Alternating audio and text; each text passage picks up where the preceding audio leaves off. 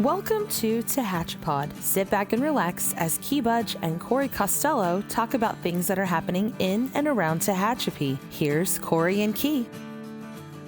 Welcome to another edition of Tehachapi. I'm Key Budge. Corey Costello and I are in studio together. And Corey, we got some interesting things to talk about. Not new. We're kind of revisiting some things. Here we go again, right? Right. This is one of those here we go again moments. Yeah, I mean, we're talking food and dining, which is popular amongst the two of us. But, it's the adjustments, again, that our restaurants have had to make locally, and especially with the recent sort of ban on indoor dining in Kern County. Right. And we're talking about the governor coming out with the restrictions again. Yeah. Once things were lifted and getting a little bit back to normal, all of a sudden, bam. But we've also noticed with the reintroduction of these directives that we're seeing a kind of a quicker response from some of our businesses, and especially the eateries that are just like, hey, we were in this gear, let's shift back in. Yeah. And I think what we've seen, too, is we've seen the ability for people to problem solve. I know during COVID-19, I would say personally that I've become a better problem solver in the fact that you get a regulation passed down from the governor without there's no local input. I think a lot of people believe that we know this is coming. We have no idea. Right. You see the noon press conference. We see the noon press conference. We don't get a heads up from the health department. We get nothing. Right. And so we are caught out. And so you can get those first decisions and you can get mad. That's always the first for me. I get upset because I know it's hurting small business. And so that bothers me for a few minutes. But it's made me a little bit better of a problem solver because I think this last time around, it was, and we'll get to it a little bit, but with our downtown eating initiatives, are taking advantage of the public spaces outside. I kind of take that inventory, right? And you with the law enforcement background kind of understand how to work a problem. So I just thought, okay, what do we have? What does the city have? We have outdoor dining areas already set up inside of our parks. Okay, how can we retrain people to think, to use those in conjunction with what's around them locally? So, and I think that's what I've done. And then I think our small businesses are doing that too. And it was almost immediate. They just said, I'm putting tables on the sidewalk. And, normally we would need permits and that kind of stuff, but they know how well we've worked with them during COVID-19, whether it's banners, whether it's this or that. And so they just know that they're kind of allowed to do what they need to do to survive. Yeah, we try to reduce the bureaucracy. Right. And allow businesses to be businesses and allow the public to come out and use these goods that they're offering and want to be as friendly as we can to both our businesses and understanding of the families and the things that are going on. Yeah. So we've got to work within it. I know we talked initially about businesses having to change their model, if you will, and incorporating new things, and it would become a part of their business model if successful. So I think that might have played into this a little bit. Yeah. Seeing what they've been doing over the last 3-4 months, and when the rules shifted again, they were able to much easier transition back to where they were just a few weeks ago. Right. And even I think the other sort of, wrenched on the gears this time around was the fact that they just hired a lot of staff back. Right. So they were closed for a few months, takeout only, right? So they let go a lot of their staff. And then they went on unemployment and then they get their jobs back. Well, it's not an easy process to flip the switch off and on with unemployment. And that's the unfortunate part, which sometimes doesn't get understood by the governor in these orders. Like, you just can't do that. So these restaurants, instead of saying, well, sorry, everybody, you're not working here, I think they just kind of had this collective, like, we're going to figure this out. And we're just going to do what we can to we're allowed to do outdoor dining, and we're going to do that. So, I mean, it's been, I want to almost make sure that, we go and get pictures of all these things, because this historically 30 years down the road, when we look back and think it's hysterical that people were dining in parking lots, but that was COVID-19. And so, the restaurants all over the place in Tehachapi. Henry's Cafe set up basically a whole outside seating area in their parking lot. Right. Veritas, the wine and tapas bar, I drove by last night. They were busy. They set up a very nice outdoor seating area along Tucker Road. Jake's Steakhouse took their back parking lot, fenced it in, put in turf, put in these pop-up tents, like privacy tents for every table. Yeah, you get your own cabana. It is amazing. Right. They put in a plant feature. Kelsey's built a wooden wall in the back of their parking lot. They put in plants. They've got some tables up front as well. Go down the list. TK's Pizza just opened an outdoor seating area, just happened. So they just added tables, and they're willing to kind of move into the parking lot if they need to. And just all the way down as I drive around, Casagiri added it yesterday along their sidewalk along F Street, and just Primo Burger, which is across the street from City Hall, threw tables in their parking lot and just said, this is where we're at. And so it's the kind of ingenuity of the restaurants right now is kind of motivating to the fact that they're just going to figure out how to make this work. It is. I mean, we're very fortunate at the time of year that we are, because it's ideal to be outside during the evening time and eat. It's not a year-round process for Tehachapi. Yeah, but this right was now, December when we had this conversation. Right. But, it's like, just like you said, when I stepped out of the office yesterday and I saw Kasaguri and I saw all the people at the tables, they're socially distanced apart, they're outside dining. Yeah. And it looked to me like, I want to try that experience. Cool. It's going to be different. It's that there's nothing like having that outdoor cafe. Right. And now virtually all of these restaurants have the opportunity in some way, shape, fashion to be able to accomplish that. Yeah. And we're trying to make sure that they're able to do that and maintain public safety. It's cool. And a lot of the places, too, they have their private parking lots, so they're not dining on the sidewalks and that kind of stuff. So that does help. I know I went to Big Papa's the other day for lunch, and they have a really big building that's got a covered walkway, sidewalk, and one of the they own the unit next to them as well. They're leasing that. So they have a lot of space up front. They do have an outside patio area that's also attached to the restaurant. But they have natural shade all day long because of the size of this cover they have. And so it was great. It was a great spot. Even I sat there and went, this is actually nice. I mean, I would do this more often if they kind of kept this option going. So it's been cool. I mean, just to see how everybody's adjusted. I haven't eaten everywhere yet, but everybody's found a way to kind of make it work. And it's been cool to see that. And we've had a few people reach out to us to say, hey, what permit do I need? And at this point, like I said, we're just sort of letting them know, you do what you need to do. When this gets over and you're open again to dine in, we'll talk about how to maybe make an adjustment to make sure that things aren't being blocked, that kind of stuff. But in the meantime, it's just kind of, go forth and prosper at this point. Do what you have to do. Now, this week, you went out and kind of surveyed the land and took a look we started with the downtown area. Yeah. And you surveyed, what can we do? Yeah. What can you identify? And so let's take us through that. What sent you out there and what did you see? This goes back to that kind of working the problem thing, right? It came out last week. And again, the first, your first reaction is sort of anger and then disappointment. And then it really has to go right into, okay, how do we address this? End of the day, I want everybody to stay open and stay successful. And just because these are my friends that own these businesses, they employ families. These families rely on those checks to survive. So I was walking around. I noticed what struck me first was Las Palmas, the Mexican restaurant there on Green Street. They don't have a lot of outdoor space in their building per se, or right in front of their building, but they threw a few tables on the sidewalk. It's a pretty big area up there. So I kind of looked at that and I said, that might work, but that's not a lot of space for them. And I kind of thought, gosh, you got Centennial Plaza right next door. I mean, literally just one door down past the BK Theater is Centennial Plaza, the city-owned facility. And I'm like, we got tables there too. And then I kind of got the ball rolling. Well, maybe people aren't thinking, and even I thought, I never thought about that. I never thought about getting food at Las Palmas and going to eat in Centennial Plaza. Right. So it was one of those, I think we need to retrain people how to think real quick. So let's remind them of all these outdoor dining areas we have around downtown, the public spaces. And then let's remind them what's also in walking distance. Because some of these restaurants, again, have their own seating areas, but they are limited. And so maybe you would like to have a little more space. And so that was kind of the thought was, all right, what do we have around Centennial Plaza? Well, Centennial's got a lot. Primo Burger at the time didn't have any outdoor seating. Well, they're right across the street. Okay, they could take advantage of it. And Casagiri, the same thing. And Petra and Perfetto's in the evening. Because really, not only lunchtime, but I was thinking about, you go out to dinner with your wife. Well, you just want to take the food to go, but and did plenty of that during the first shutdown. But it was like, okay, well, gosh, the evenings are still nice. We could go to get dinner at Perfetto, just go to Centennial Plaza and eat outside.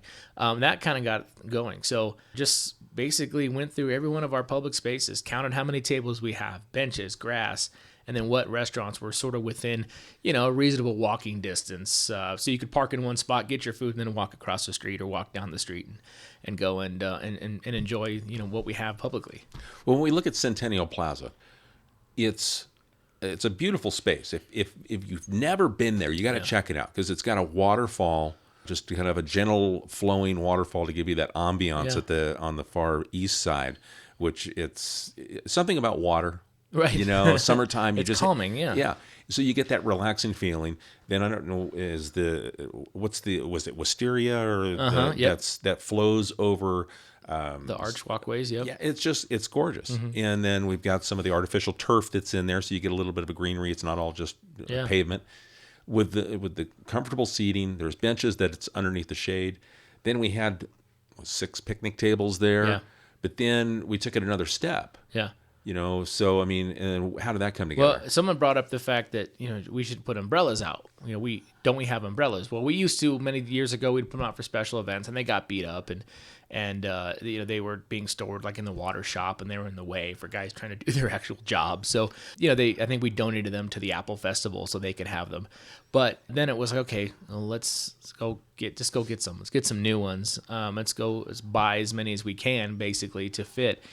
And so we did. The public works guys jumped right on it, went to Bakersfield and bought 14 umbrellas to fit in Centennial Plaza and elsewhere. And then, of course, they had to sort of rig them up so they're secure and they're anti-theft. And they did an awesome job doing that. So that popped up just within a day. I mean, that happened, and that really changed the game in Centennial Plaza and Railroad Park. You know, what's funny is because I went out I'll snap a few photos and we'll tell people what's going on. Yeah.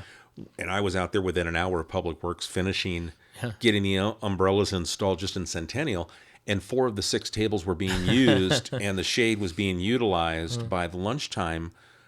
And I mean, the timing was perfect, but there was people saying, "Yeah, I didn't realize. I just saw it, and it looked inviting." Yeah, it's just that sort of rethink that mentality. You don't realize, oh yeah, well, Primo Burger's not too far from Centennial Plaza. I can phone my order in, pick it up, and walk. And park once and walk across the street and eat outside. So that was the thing. And same with Railroad Park. I mean, you look at some place like Taco Sandwich, doesn't have a lot of parking area they could really rope off for seating.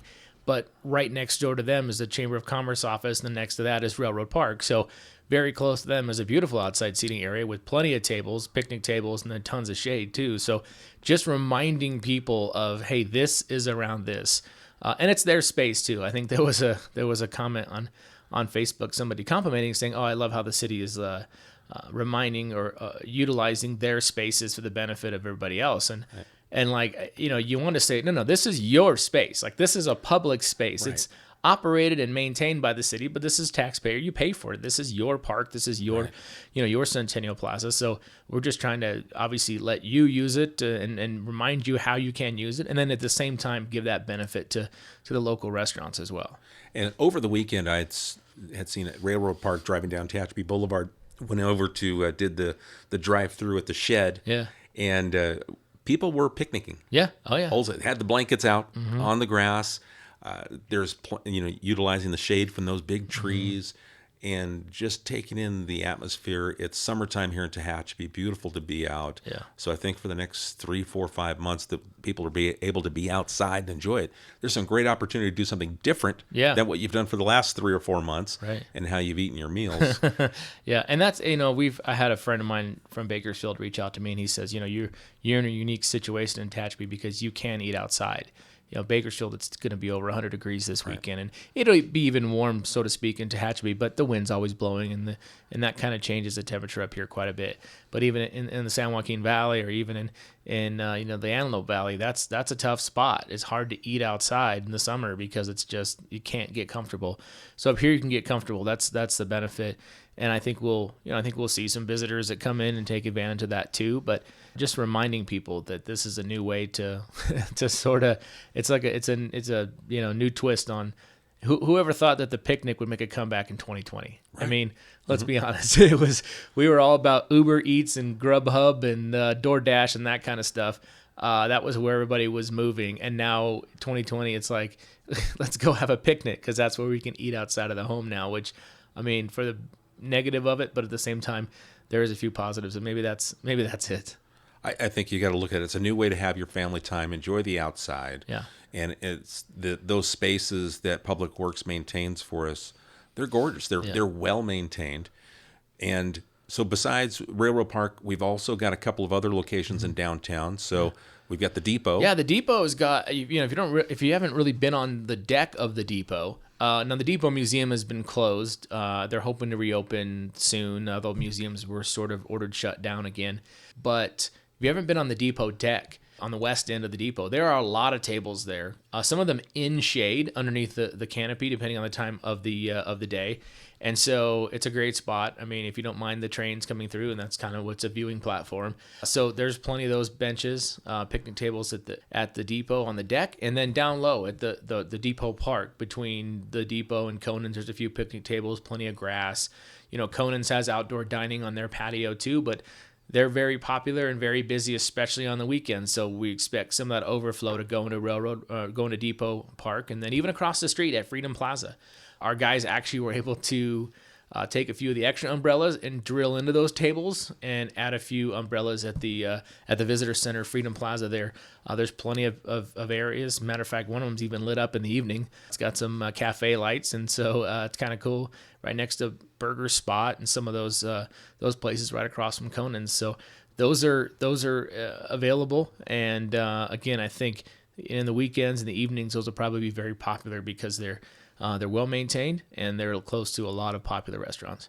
And it doesn't matter if you buy downtown or if you go along the Tucker corridor and pick up something, whether it's at Veritas or one of the other restaurants or Henry's, and you get it. Those are close enough that you can drive the 2 minutes, sit down, and your food's still hot. Yeah. Plus, we'll throw in the TBRPD parks, Central Park and West Park. Yeah. They've got outdoor seating areas. Yeah. Plus, you can something that we've kind of changed in our style in the back of our truck. We've got a couple of fold-up chairs. Oh, there you go. Yeah. So those kind of stay with us as we roll around. So as my wife and I go out and if we got to pull out the pull-out chair and sit down under a shady tree in the park, we can do that. And we're just bringing our own seating with us. Yeah. I mean, it really is. Everybody's adjusted. I even suggested to TK's Pizza to the owner because, like I said, they just built a brand new outdoor seating area. And it fits a lot of people, but I said, why don't you maybe reserve a few spots for tailgating too? I mean, you can bring the food to their truck and they can tailgate or have a chair in the parking lot. And he said, that's not a bad idea. We might go that route too. So there's a lot of creative ideas out there for all this, but yeah, I mean, you can, there's plenty of park space and open space around. We just, with the downtown piece, it was mostly just to kind of focus on the public spaces we had that were very walkable. So you didn't have to park and get in your car and drive again and that kind of stuff. So, those things continue to evolve. And I know the restaurants, like you pointed out, they've been utilized already. And I think over the weekend we'll see more of that. And I'd like to remind people just to help us by removing your trash, throw it away, wipe your table down if you can. If you got a couple extra napkins just to help out. I mean, our guys will do what they can, but it's not a maintained space per se. There's not someone on staff that's watching like at the restaurants that are. Yeah. And I mean, I walked through yesterday. I walked through just to check out Centennial Plaza and pick up some trash and wipe a few tables down that had been used heavily. And we'll do that as best we can, but really take a little personal responsibility, help us out. It's your space, and so just clean up after yourself and help your fellow person. And, like I said, if you want to wipe it down before you use it, even better, right? Just to make sure it makes you feel more comfortable because it's not something we're going to be maintaining regularly. Right. And I think that's reasonable. Yeah. There is not staff that's staying there with those tables to run behind you and wipe it down as soon as you get up. So police yourself. Yeah. And I think the litter and trash, we hope that everyone is respectful of each other. Yeah. And I think that's one thing I think that we're seeing a little bit more of. At least I think, I don't have any facts to back it up other than my personal, seeing things as you go through. But I think people are being a little bit more respectful of those types of things when you go out, and it's not quite as careless. Whatever. Yeah. It's like you take care of. I brought it in, just like the national parks say. Pack it in, pack it out. Right. And if you do that, I mean, it just keeps the area clean, nice, and it's available when you come there. It should be looking nice as well. Yeah, and the beauty, what I like about this, and not only the ingenuity of the restaurant owners who have figured out how to put a seating area in front of the restaurant, next to the restaurant, but really seeing how much it's been utilized. I mean, Casagiri just basically put tables on the sidewalk. They were super busy. I drove by Veritas, as I mentioned. They were super busy outside. And Jake's Steakhouse had the same thing. During the first shutdown, we had a lot of people go out of their way to order takeout food and do more, even do a little bit more than they normally would because they wanted to help those businesses survive. And now we're seeing that too, where everybody said, I don't care, I'll go sit outside. Right. And they're patronizing those businesses by taking advantage of what they're offering. So that's good to see too, is it's not just, a Hail Mary that the restaurant owner is throwing out there, but it's being caught and, received well by the customers who are going to those places, which is great. And again, that's how I think these businesses survive, is because everybody's willing to take a different step than they ever have when eating in a restaurant. And when you're out, take the time to look around at some of the other businesses. Yeah. So if you go in for one eatery, but take a look and see what's there, and there might be that small business that there's like, I forgot that was there. Yeah. And you find these other little hidden gems along the way. So just pay attention while you're out.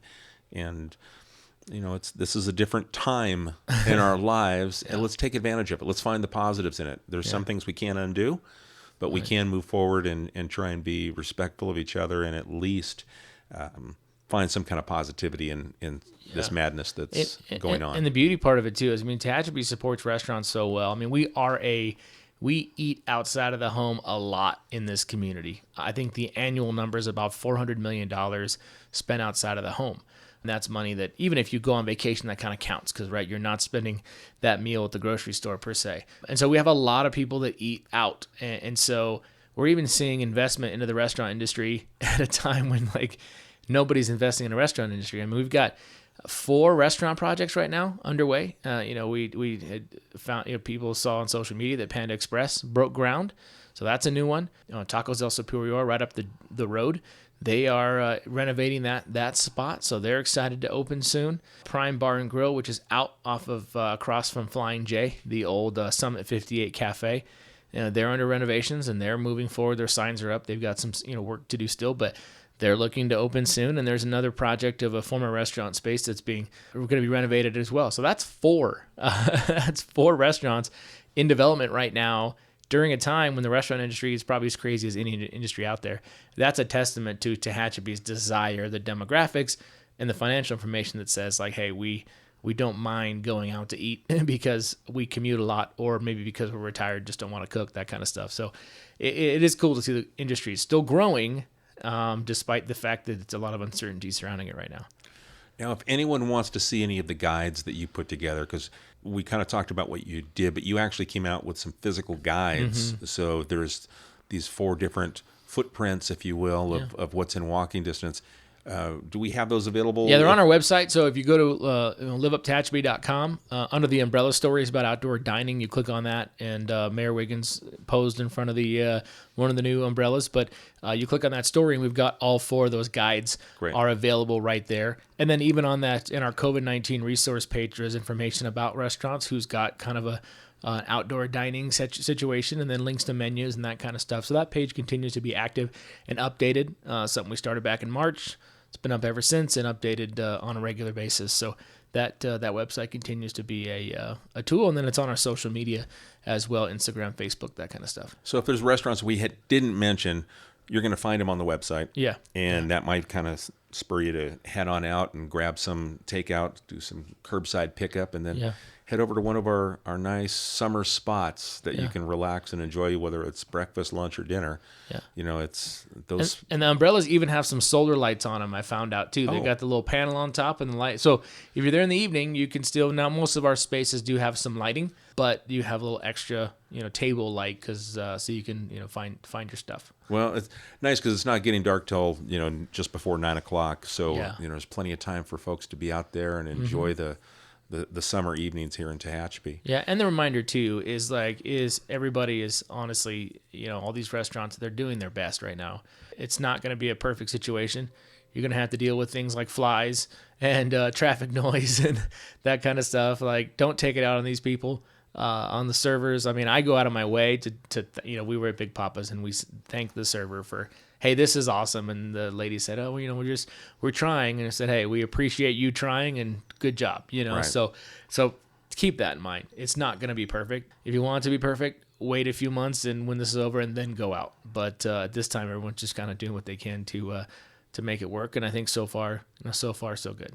We just invite everyone to come to the downtown area, all of Tehachapi, but I mean, you can enjoy some of those seating areas we talked about. Remember the parks that Tehachapi Valley Recreation and Parks Districts maintain, and there's options. Yeah, you don't have to go home. No, there's plenty of options and plenty of spots around the restaurants, in front of the restaurants, inside of the restaurants. No one's put anything on top yet. We'll see. I don't know. No, nobody has any roof access that I'm aware of. But who knows? We got one in City Hall actually. The City Hall, but you got to go to this sort of weird little creepy half door. So I don't know if that's really good for. We joked about making it a rooftop garden at one point. So I don't know. Maybe now's the time. Well, you've been listening to Tehachapi, Corey Costello and Key Budge, and we hope that you are able to take some of this information away, incorporate it into your day-to-day life a little bit as we get through this COVID-19. It continues, and we just are trying to find answers to some of the problems, and we'll take your recommendations. Give us your thoughts and let us know what you think. If you've got an idea that maybe we can address that helps the community, something we can talk about, send us an email, media@TehachapiCityHall.com. We're happy to hear from you. Corey, anything else you want to throw out there in closing? That's it. Just support your local businesses. And, I know yesterday the governor launched a Shop Safe, Shop Local campaign. So, it's not going to fix anything, but there is that campaign out there. So I think focus on the Shop Local for sure. And that goes for eateries as well. Eat local as much as possible, and then they'll get through it that way with your help. Perfect. Well, thank you for joining us. This will wrap up another episode of Tehachapi, and we appreciate you taking the time to take us with you on your journeys. Tehachapi is a conversation about Tehachapi designed for the people who live here or who would like to know more about this mountaintop community. If you have a question you would like answered, email media@TehachapiCityHall.com. We will try to answer it on a future episode of Tehachapi.